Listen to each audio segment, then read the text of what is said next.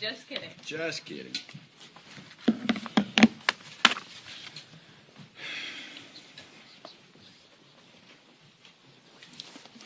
Everybody ready? You got a white balance? You good? Everybody good? All right. Yeah. Yeah. I'm standing right here, dude. Well, thank y'all for being here. This is a very important issue, and this shows with the amount of coverage that we have today. I'm Tim Burchett, Congressman from Tennessee. I've studied this issue for quite some time, and honestly, it just kind of fell in my lap up here. I believe our country, at least since 1947, has had a long history of covering this issue up. And this year we were finally able to hold a legitimate hearing in July with credible witnesses who testified under oath to what they'd seen and experienced. The hearing this year faced a lot of pushback from the intelligence community, members of Congress, and of course our friends at the Pentagon. The intelligence community shut down an amendment I tried to include in the FAA reauthorization bill, and basically it would just require the Federal Aviation Administration to report UAP sightings by commercial pilots to Congress. I was told by the whip that bill was killed by the intelligence community, and I corrected him and I said, "You mean the intelligence committee?" And he said, "No, the intelligence community." And as they say, when you're over the target, that's when you get the most fire. And it would just, like I said, it would just require the FAA administration to report UAP sightings by commercial pilots to Congress.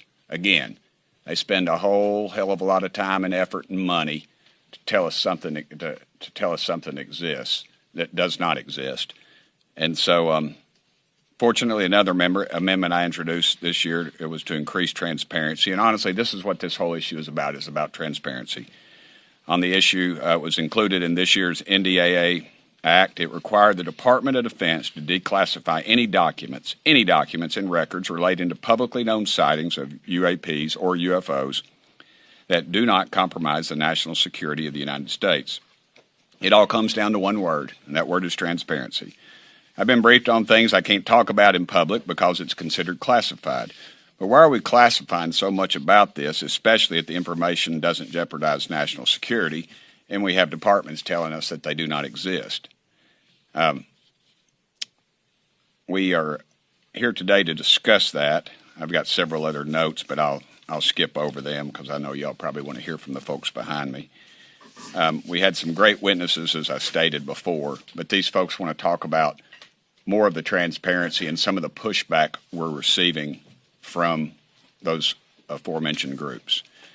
And with that, I'll turn it over to my dear friend, Representative Luna, the mother of Henry. And if you get to see this kid, you got to see this kid. He's spectacular. Thank you all so much.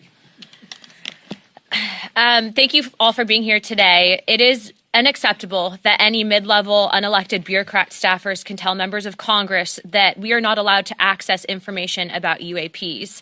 Let me be clear that we are the representatives of the elected, of people that sent us here to do the right thing. Unelected bureaucrats do not get to say what we can and cannot see. We've had 3-star generals tell us that we did not have authorized access to this information. But yet, how do you expect us to continue to send taxpayer money to fund government projects if you're not even allowing us to see what those projects are?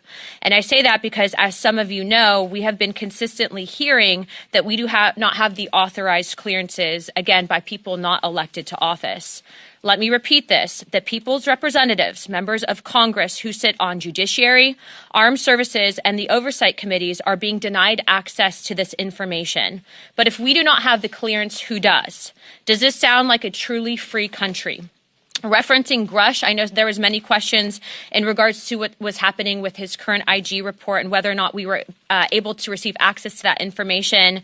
We were previously denied this. We have now received permission from him directly to go back into the SCIF to review that information. But in my short time in office, it has become very clear and evident that there is an apparent an orchestrated attempt to deny us this access, and it appears that that is coming from the intelligence community. We have a rampant overclassification problem. We need the UAP Disclosure Act, which I would ask that if you see to my left, you have Representative Burchett's language, and it should be added. As we know, we do not want to go forward with fake promises to the American people. I'd also like to speak on the issue that some members have stonewalled our efforts to get transparency, and this is also unacceptable. No one member is above another, and the American people deserve to know as much about the existence in this universe as possible. They certainly have a right to know about whether or not if their safety is threatened, and most especially when it comes to our men and women defending us in the skies. This is a simple answer. Stop barring us from the truth. Good morning, good afternoon, I should say now. So I'm happy to be here with the folks that have really been talking about this since the beginning of Congress. This is not something that I thought I would get involved in when I first came to Congress. But quite frankly, the reason why I got involved is as we started asking questions, legitimate questions, the pushback we got is what interests me. Every time we pulled a thread and we stumbled on something, it seemed that we would get stonewalled. And so, NASA has stated that the term UAP does not necessarily imply extraterrestrial origin, which means we could be making these things domestic. And so, look, if these are advanced technologies, we're not interested in hurting national security, but we are interested in knowing what these UAPs are.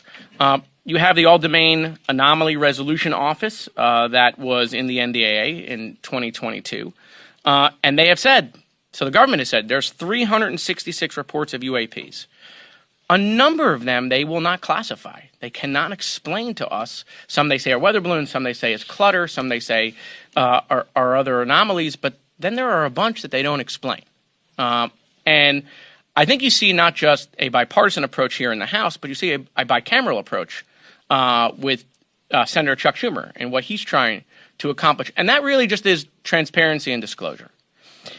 I think the American people have a simple question, which is if none of this exists, if this is all false, why at every turn are there people trying to stop the transparency and the disclosure?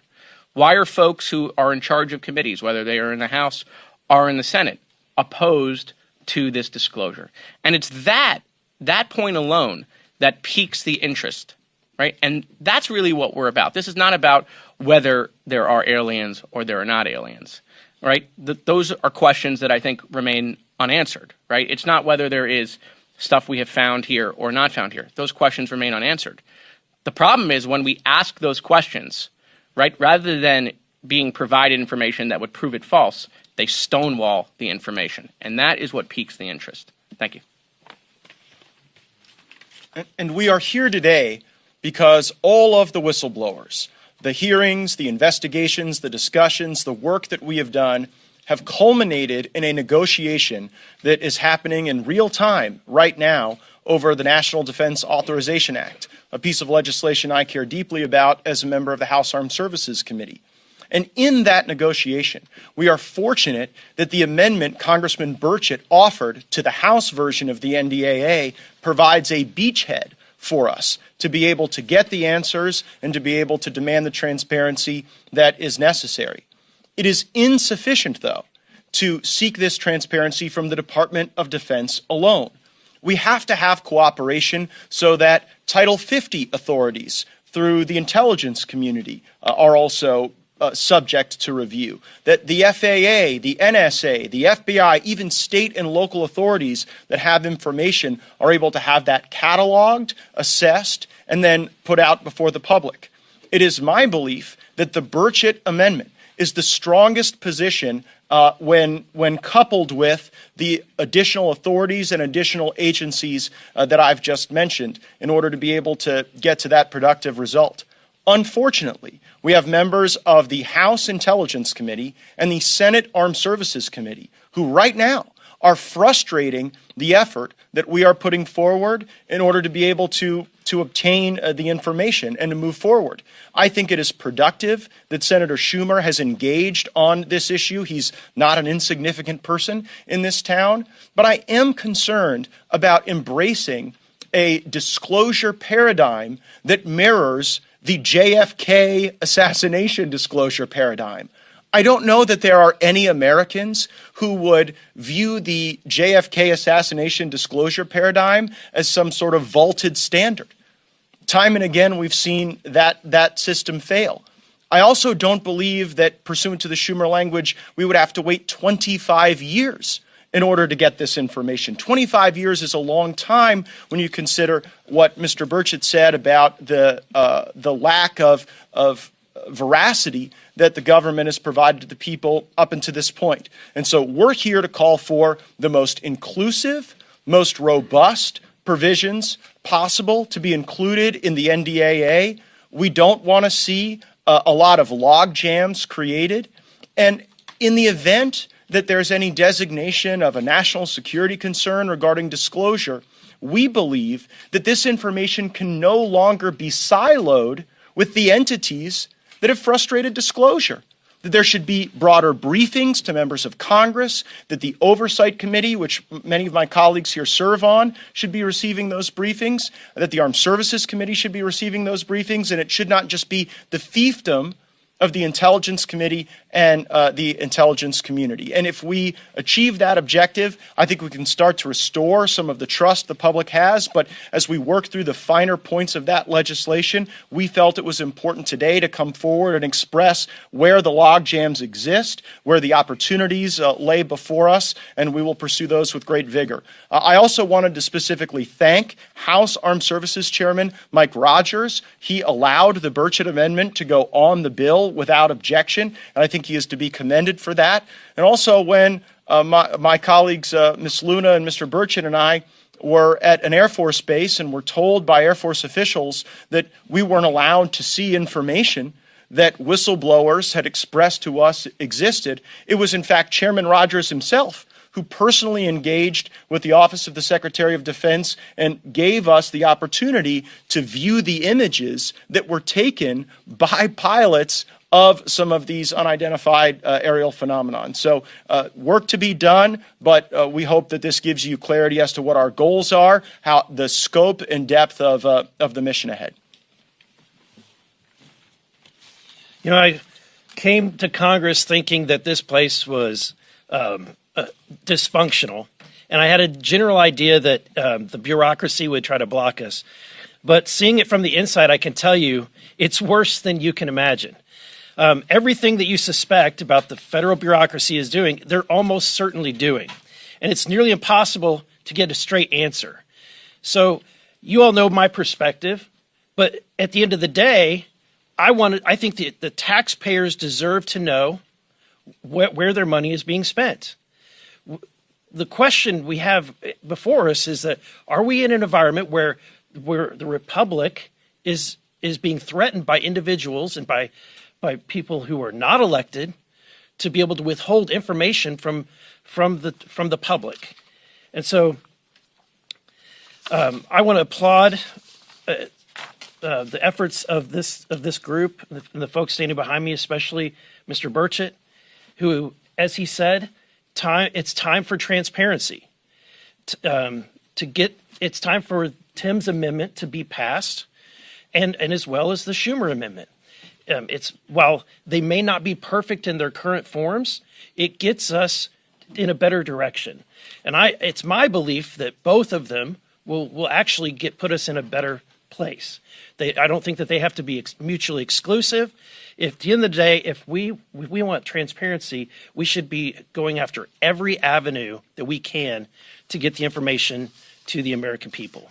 Thank you.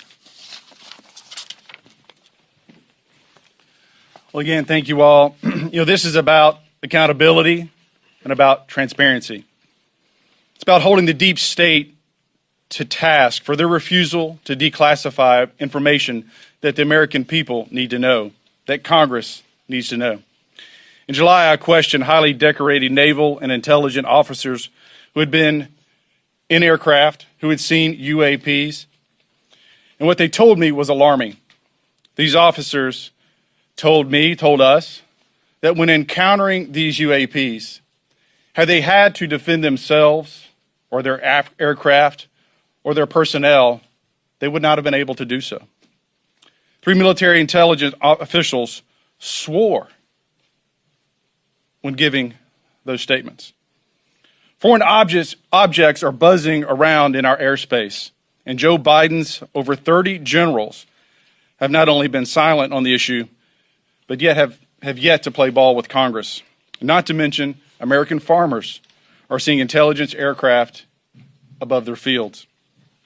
There have been 144 reported sightings of these objects that we know of, and the DoD is more concerned about pronouns and woke agendas than informing Congress and having accountability and having transparency. In a moment when American supply chains are broken, our border is overrun, and Chinese ownership in American institutions has skyrocketed, American defenses against unknown aircraft are paramount. Because of this bipartisan effort in the House and now the Senate, intelligence agencies are now beginning to tout exploratory measures to investigate UAPs. But this needs to be an expeditious process, not 25 years. That's unacceptable. It should be noted that the Kennedy deadline has been blown through a couple of times. The information released has been less than full disclosure. And so whether it's little green men, American technology, or worse, technology from the CCP, we need to know. There needs to be better cooperation amongst agencies, and Congress has a right, an obligation to know. This is about transparency. This is about accountability. The truth is out there, and the American people are ready. Does anyone have any questions? Yes, sir. Yeah, so two. On the amendment, Congressman, that you have there, it's page and a half. The Senate version of that is 64 pages. Yeah. I'm just wondering, are there other things that you're going to be hoping to do? They have a lot of elements, like the eminent domain thing or whatever. Or is that it on your end? I would like to be, that would be it. I think we've overcomplicated the issue. 64 pages, and Matt alluded to the 25 years. I mean, good gosh, you modeled something after the Kennedy assassination situation, and we're still waiting. Even it just peruse that they're allowed a delay of 300 days, and then there's the blanket if it's a national security issue. I mean, so it just, to me, we've got a lot of doors that could be opened, and I think this is I just like a clear, concise way to do it. And I don't need a bunch of lawyers looking over our shoulders telling us, sorry, Jared. And Matt, yeah, sorry, but I mean, the lawyers We're are literally looking over your yeah, they're literally looking over my shoulders. I just think a simplification is the way to go. Simple answer. And the second one was just, you made the distinction between the Intel community and the Intel committee. Could you characterize how the Intel committee here is responding to your legislation? I think I can speak to that just because, we had an NDAA conference meeting yesterday where members of the House and Senate both raised this issue in debate, and the strongest resistance to transparency and disclosure and the Burchett language has come from the House Intelligence Committee. Other questions? Yeah, Ryan. So when you raise these concerns about the Intel community being the ones that seems to be the roadblock every time you ask questions, is it your suspicion then that what these phenomenon are more likely to be are intelligence technology as opposed to little green men? Is that what you're trying to figure out or drill down on? Yeah, I think that the ambiguity there creates frustration among all of us. The fact that we don't know, and of course, if you have an encounter where some of our country's sensitive technology is observed, there has to be a mechanism to ensure that that's not available to our enemies. But that does not justify the multi-decade roadblock that we have encountered. And as you heard from Ms. Luna, when we've got unelected staff members limiting our access to SCIFs and to the types of briefings that we want to receive as elected lawmakers, it really raises questions about whether or not this is really the propriety of some of our intelligence assets or whether it's part of a cover-up. And only when we get the information will we be able to parse that distinction. So sticking with the intelligence community, the CIA has reportedly got this secret office, been investigating this for decades. It has recovered some 9 instances of possibly extraterrestrial material. So is the CIA, do you believe they're hiding something? And if so, what is it? Well, I believe that the recalcitrance from the CIA and from the intelligence community may be animated by some of the cover-up that we have seen up to this point. I hope that's not true, but I'm concerned that it is. And so that's why the Burchett language currently in the NDAA gives us a beachhead to be able to access not only Department of Defense authorities and Department of Defense activities and programs, but we have to actually get into what the CIA has done with UAPs.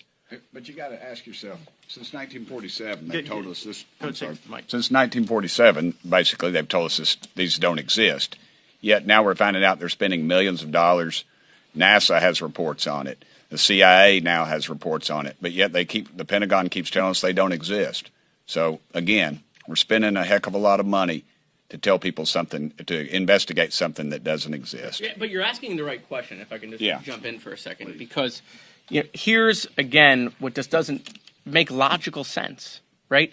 Is if this is all nonsense, right? Then why are we seeing constant, from different areas of government, whistleblowers coming out with things that are credible? Why, as legislators, are we being stonewalled?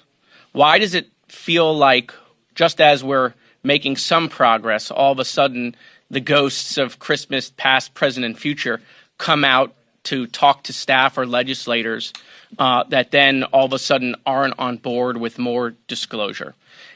And I think that's the American people who are following this. That is the same question that you're asking that they're asking. We see the Pentagon not being able to pass an audit for 6 years straight.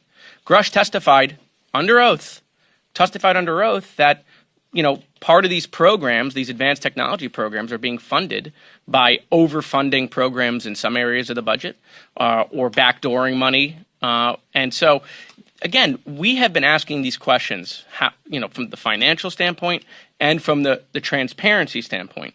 And it's, Ryan, same question that you had. The intelligence community does not want to share any of this information with Congress. We're asking why. Why? And that it makes it appear that there is a substantial reason why they don't, not an insubstantial reason, right? It's not just maybe it's one of our new toys, right? And so that's, I think, why you see this group pressing so hard. Yeah, if you go back to the hearing and think about what was said in committee, is that you're seeing this increased activity, yes, near military installation, yes, near conflicts, areas of operation, but you're also seeing it near our nuclear installations. And if you assume for a moment that it's American technology, we have normal areas of operation that we would test new aircraft, right? But it's now conflicting with commercial aircraft. So again, there's got to be an accountability mechanism that if it is our technology, that it's being operated safely, that it's being tested safely. And if it's Chinese technology, then we need to know and ask those questions of, are we ready? What are we doing to counter that? So I don't know if it's Little Green Men or U.S. Technology or the CCP, but they're engaging in around our nuclear facilities. And I don't care who it is or where it's from, that should concern you. There are questions that need to be asked. There are questions that need to be answered. And I'll be damned, we're going to find those answers, and we're going to turn over every stone until we get them. Let me just follow up a little bit on what Congressman Page, you said about having to fight to get access to see some of the images. So to the best of you can answer this question, have any of you seen something to lead you to believe stronger in the existence of something extraterrestrial, not Chinese or otherwise? Yeah, I am hesitant to make that leap, but what I can tell you is that when Congresswoman Luna and Congressman Burchett and I were at Eglin Air Force Base, and there were hours of frustrations where they didn't want to let us see a photograph taken by a pilot during a test flight. When I saw the photograph, ultimately, thanks to Chairman Rogers weighing in with the Office of the Secretary of Defense, I can tell you it is of nothing that I'm aware of having existing in our arsenal of assets.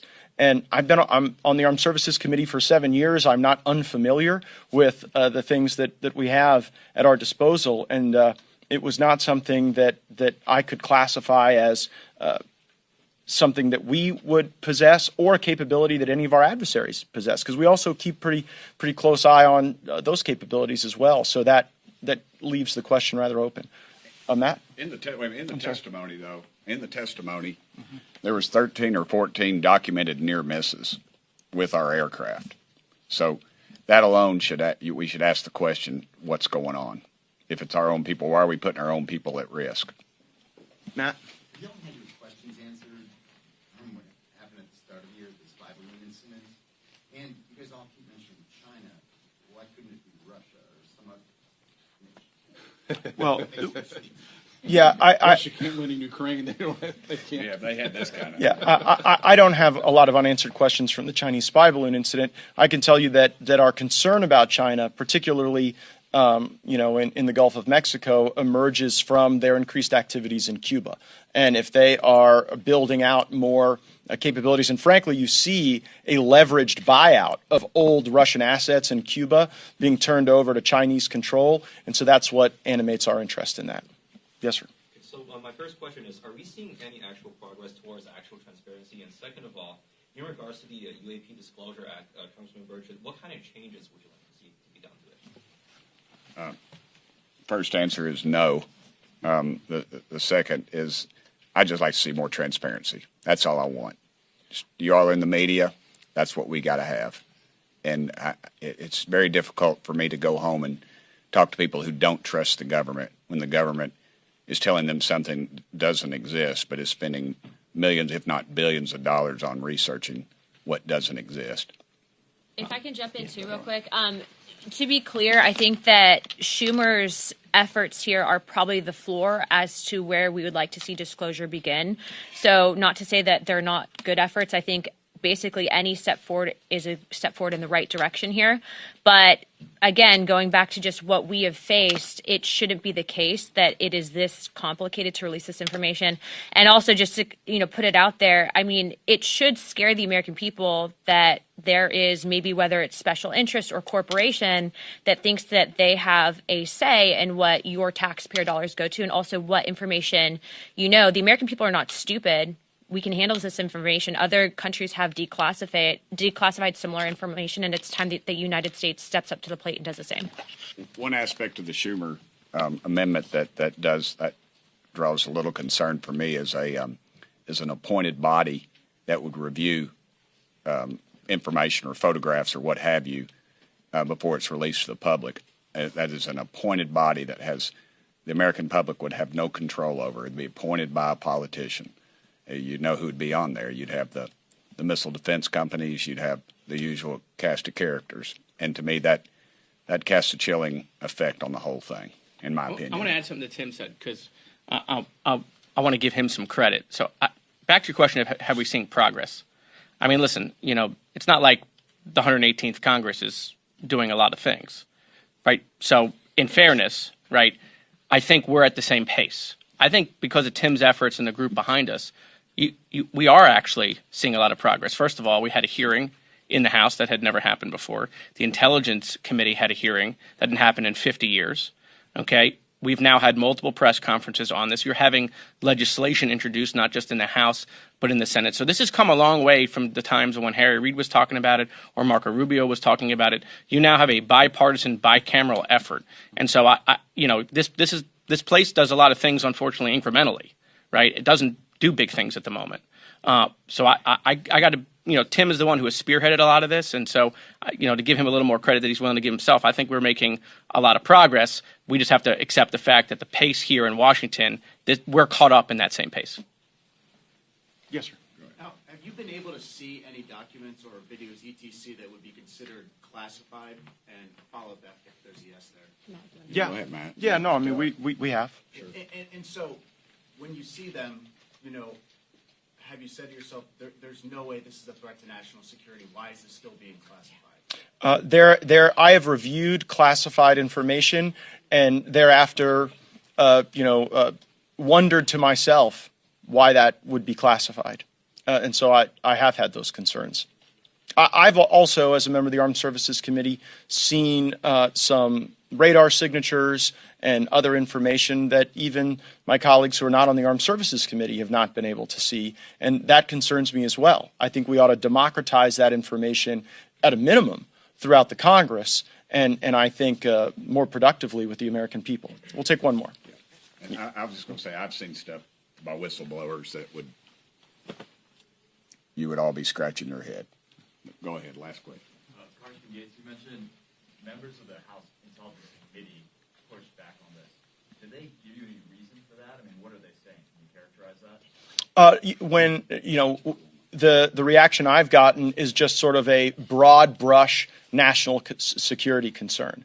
There's not been really an itemized critique of the Burchett amendment to the NDAA. It's been more just a generalized veto from the Senate Armed Services Committee and the House Intelligence Committee, and that's most unfortunate. Great, thank you all so much. Thank you all. Thank you. This one. Thank you. Hey, Matt, are there future hearings, by the way, coming on this? Nothing scheduled? Not yet, but we'll let you guys know on X. Okay.